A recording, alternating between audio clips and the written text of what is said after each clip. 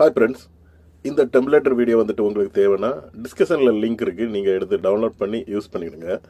இதுக்கு வந்துட்டு copy writing வராது, நோ காப்பி ரைட்டிங். இது ஃப்ரீயாட்டு நீங்கள் எடுத்து வந்து யூஸ் பண்ணிக்கலாம். ஓகே நண்பா.